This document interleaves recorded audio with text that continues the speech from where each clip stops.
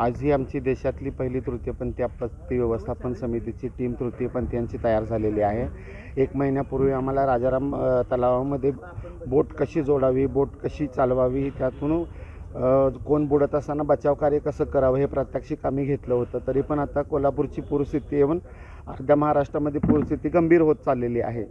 तर आपली टीम तयार पाहिजे ह्या उद्देशानं पुन्हा एकदा प्रशिक्षण घेऊन बोट जोडण्यापासून ती चालवण्यापासून किंवा अजून ज्या ज्या पूर आपत्ती व्यवस्थापनामध्ये गरजेच्या गोष्टी आहेत त्याचं प्रशिक्षण आमची टीम आज घेत आहे इथं। आणि आम्ही पूर्ण महाराष्ट्रातल्या किंवा देशातल्या जनतेला विनंती करतो की जे इच्छुक तरुण युवक युवती आहेत त्यांनीही पुढाकार घेऊन आमच्याशी जोडून एक आपत्ती व्यवस्थापनाचा भाग बनावं ही त्यांना विनंती आहे।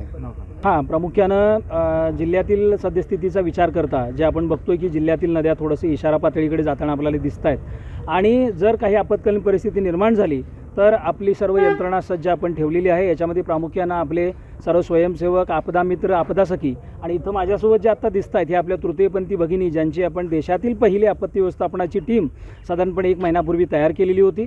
आत्ता या सर्व या प्रशिक्षण घेतल्यानंतर फील्डवरती काम करण्यासाठी हे सर्व पथक 10 जणींचं आपण सज्ज ठेवलेलं आहे आणि जर कोणतीही आपत्कालीन परिस्थिती निर्माण झाली तर या प्रशासनाच्या खांद्याला खांदा लावून लोकांना मदत करण्यासाठी, शोध व बचाव करण्यासाठी सज्ज आहे।